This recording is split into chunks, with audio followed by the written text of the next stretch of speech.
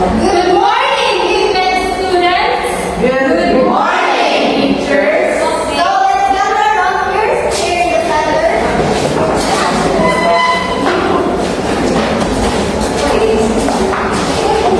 So before we proceed to our discussion, let's have a prayer first. Mr. Adonis, please lead the prayer.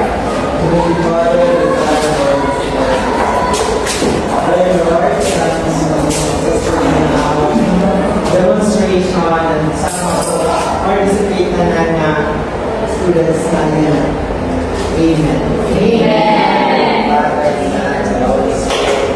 Amen. So before we proceed to our discussion, we would like to introduce ourselves. I am Cristela Aquino. And I am Emily Linde.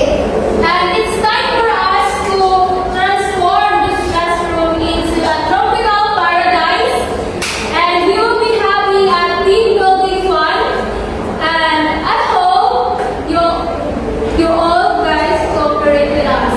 Yes. So.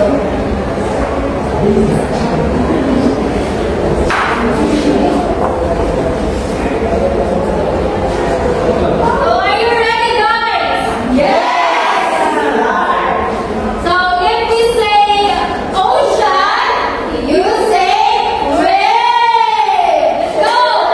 If you are excited, when we say ocean, you say wave. Okay. So before we proceed, we want to show you video conversation first.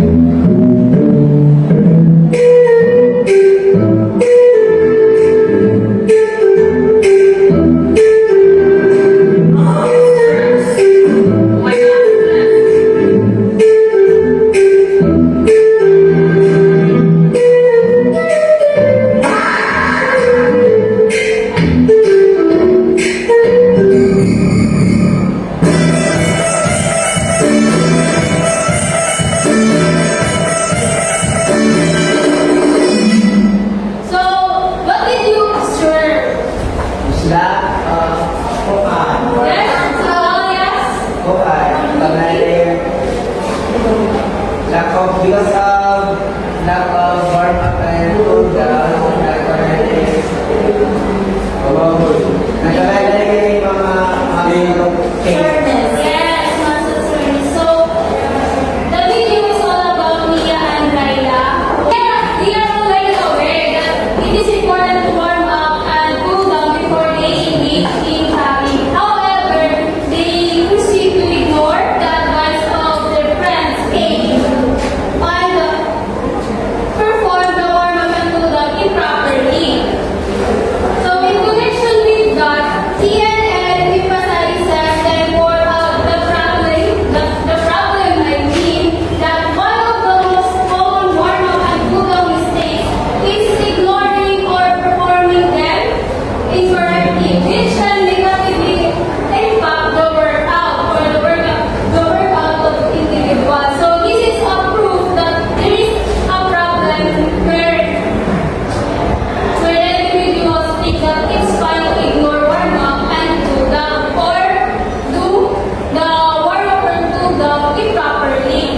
To address that problem, we want to discuss the proper warm-up and cool down techniques. So in this discussion, we will emphasize the importance of proper warm-up and cool down techniques.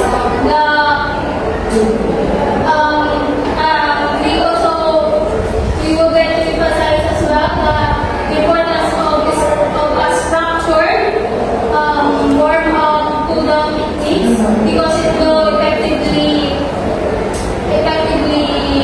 enhance your results or the ideal results you want. You will get it if you execute warm-up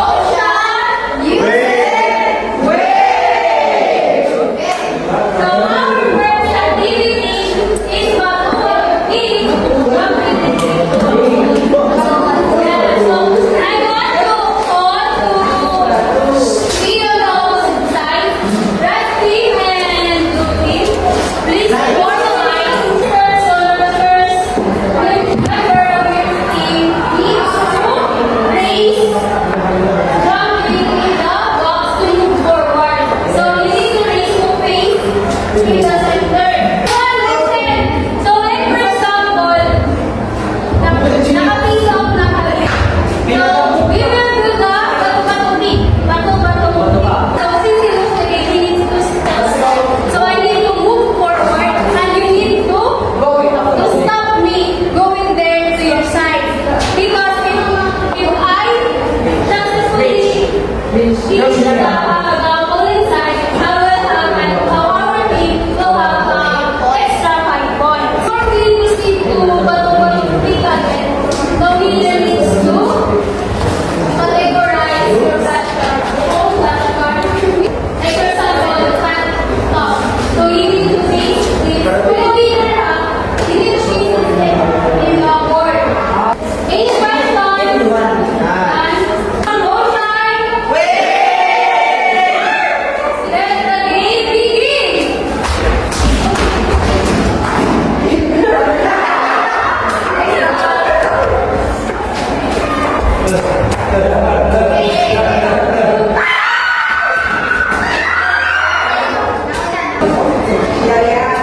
That is playing wine. Victory is one of the skill that is used in sports basketball. That is why we learn the technique. Do you agree? Yes! Why no? So the answer is correct. For explanation, listener na lang. So,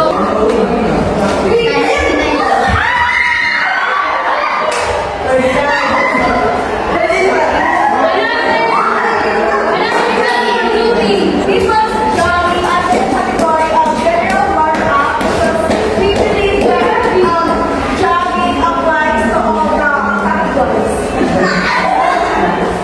Okay, thank you, Mr. Ron. And that is correct.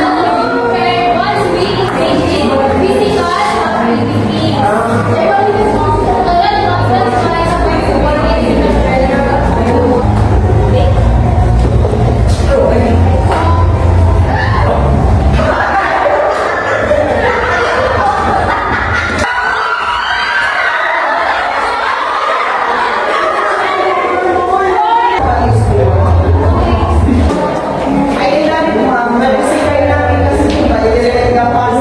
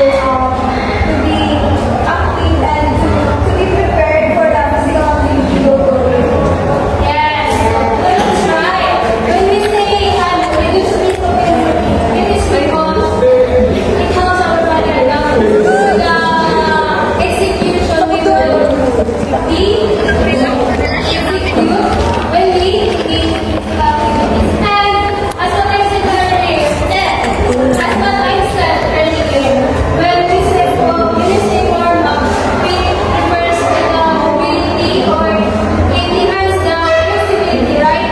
And that's the so that's the reason why warm-up can reduce risk of injury. Do you understand? Second is improve performance and which improve performance means the lower appetite helps our body to get or to improve our body posture.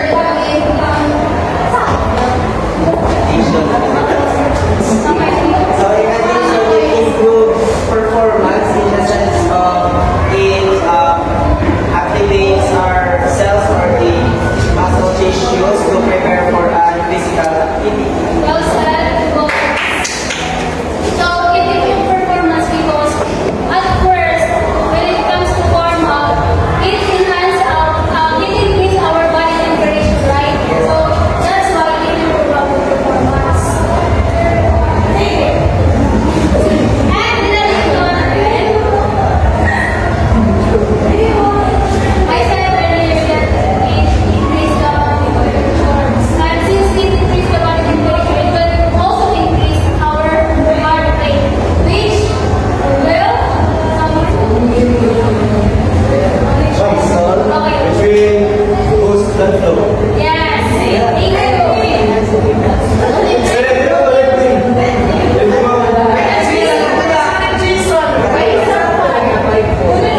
And it enhances flexibility. Why? Mr. Norris.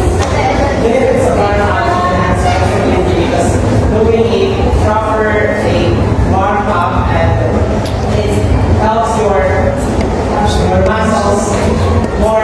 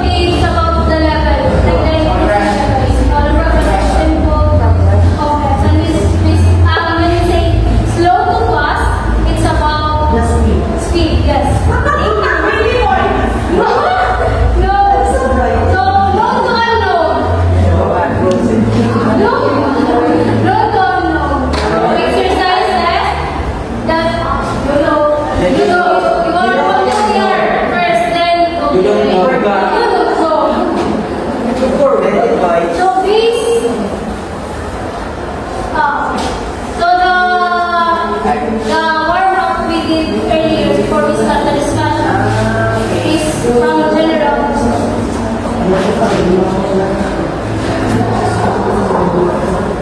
will proceed now to the showdown. Ocean! Wait! So, blue team, please gather around and red team. In the center.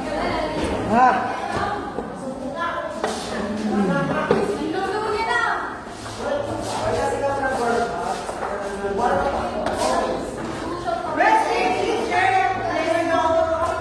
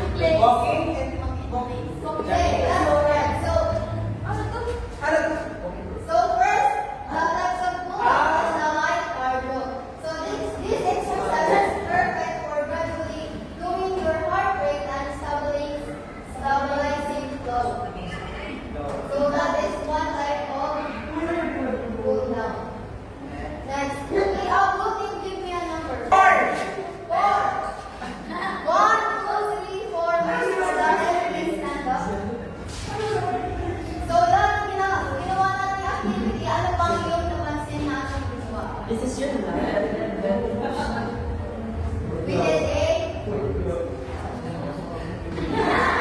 what was all out exercise?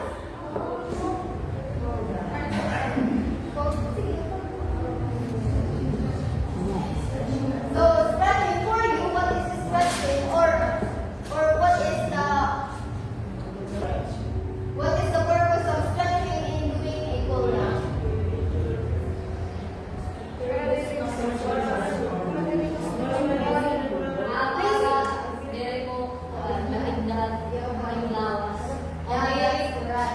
So, incorporate stretching and exercise to release muscle tension and enhance flexibility. Shooting, give me a number. 4. Running, give me a number. 9. 9. 1, 2, 3, 4, 5, 6, 7, 8, 9. Hindi ako na rin, wala. Okay. Ano ba yung nagpapalabay sa ating exercise na ginagawa?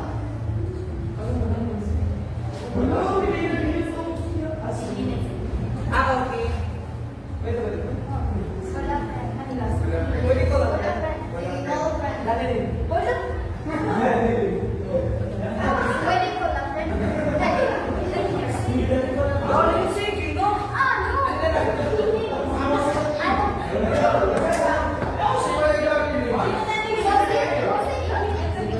Ano ba yung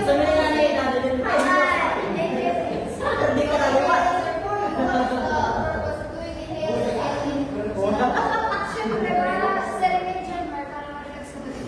Yeah, that's correct. So, Para ma-release yung bad breath. in doing cool down, we need to doing a exercise it plays a crucial role in centering and calming your body forward. So, diba, after the activity, our heartbeat is beating faster so that we need breathing exercises to Relax. calm our body, to relax our body. Sige. So now let's have an activity. So this is called the stop dance. So I need 5 chairs or 6 chairs in front. Please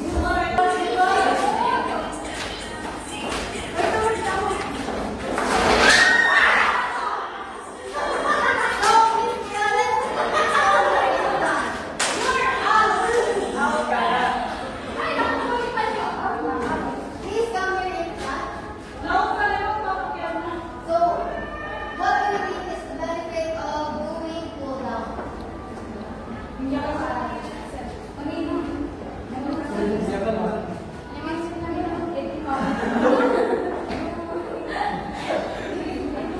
Uy, teacher, uy, work mo ba? Siyempre, ang nakaka-benefit sa pag-cool down is, isa rin naman nila is nakaka-relax sa nating body. Para sugat ko na kukaan ka para sa gina ang ating body. So, snap ko na po. Yeah, that's correct. So,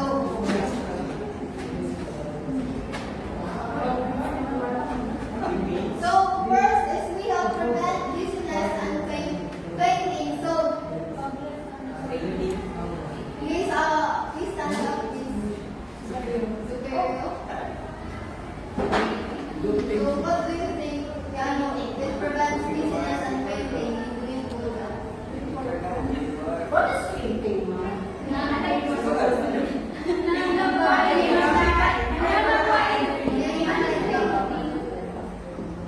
Parang ma'am. Sige, call a friend, Mr. Padilla. Before you can Para ako, as the language defenses in the Philippines, after doing physical activity, good ka man na yung body, good man. So, doing cool down helps to prevent dizziness. Yeah, that's correct. So doing a cool down, it helps to relax our mind and the average heart rate is not go back to a normal state. Please stay.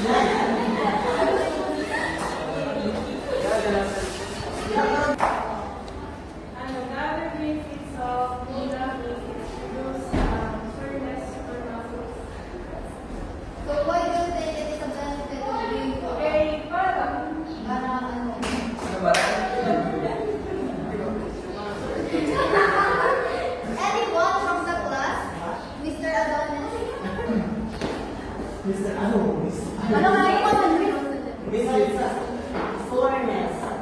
So, doing cold down, it reduces muscle soreness. Ang stiffness nila ba? We're doing physical activity. We're doing warm up. Before warm up, when we warm up, it helps to our muscles to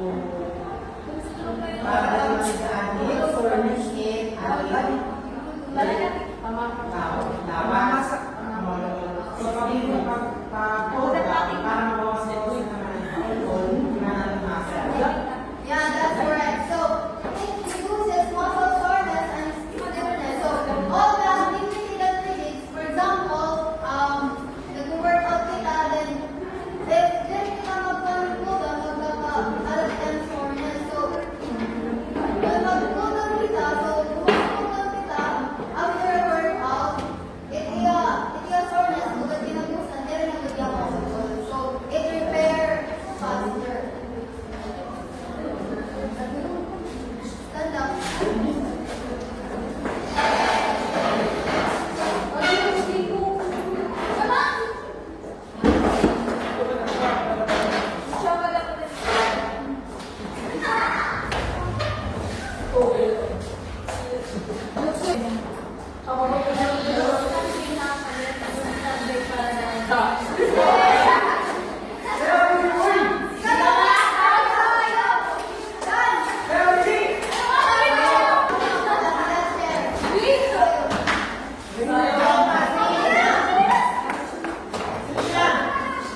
Dito kita gawas.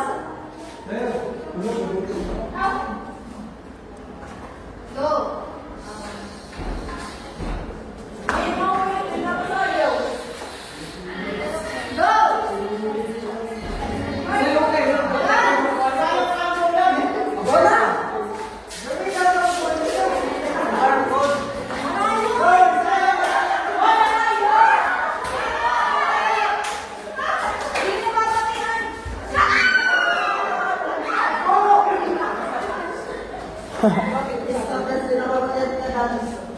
So next is we have it helps in gradual recovery of heart rate and Pre. Paling kita. Excuse na kita, era magutom na.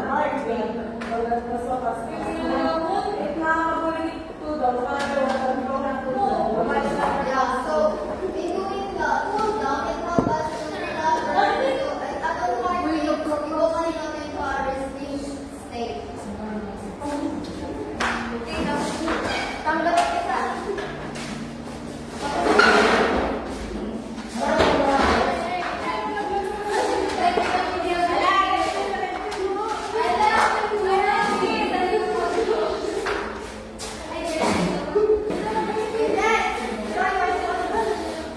Walay na. Pero,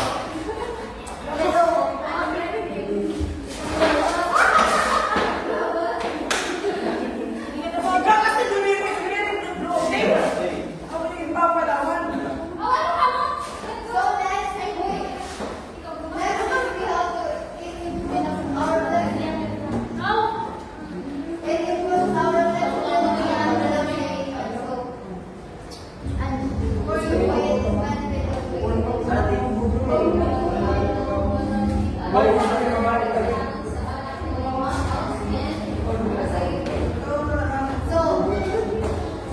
So after the workout, when we cool down, so mas nag-flexible kita, mas nag-improve kita ng sensibility when you do a workout again.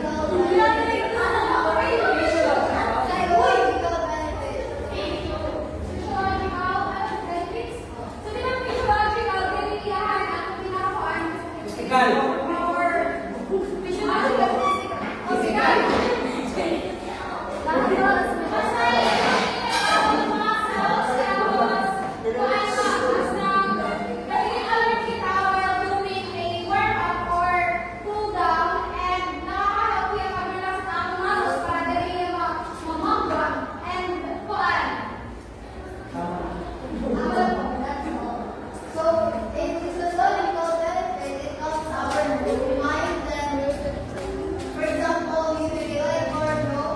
So, pag nagkuhan kayo ng physiological, so ito will be taking most after doing a workout, then you do a slight work to realize that it will work out kung may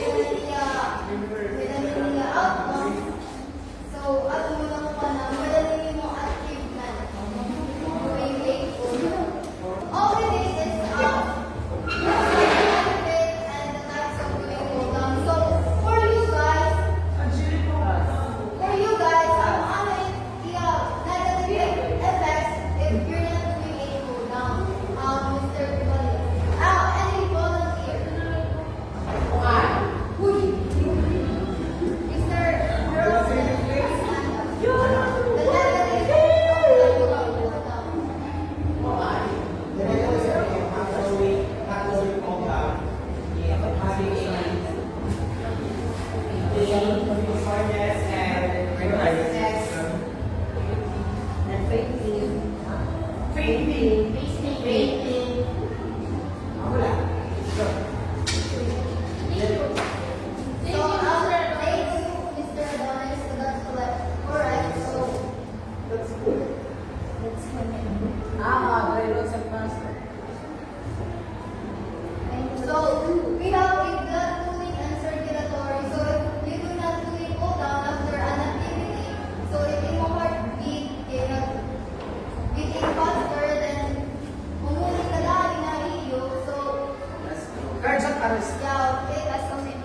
So, may possibility na magkakaroon ng cardiac arrest or mag-faint ka. Okay.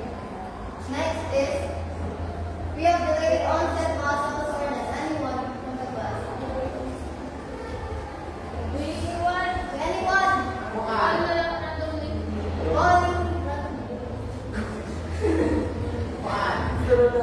Calling randomly. We're done. Delayed onset muscle soreness. Yes, negative effect of not doing Makakapagod mga muscle.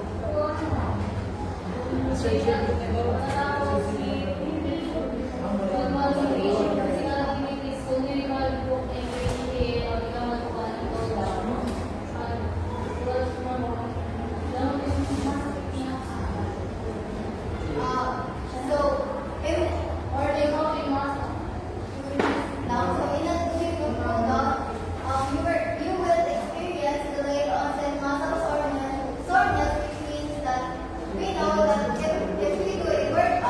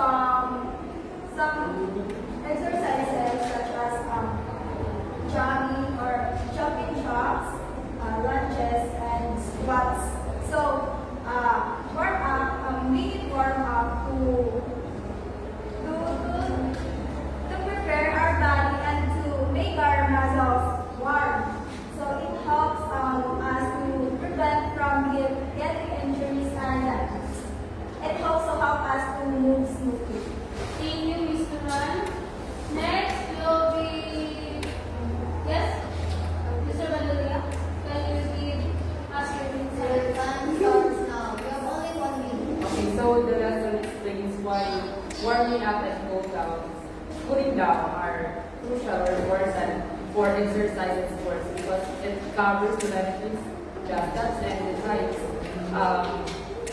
Yes, a warm up and cool down, which helps to improve our performance and capabilities. Thank you, Mr. Manila. For the last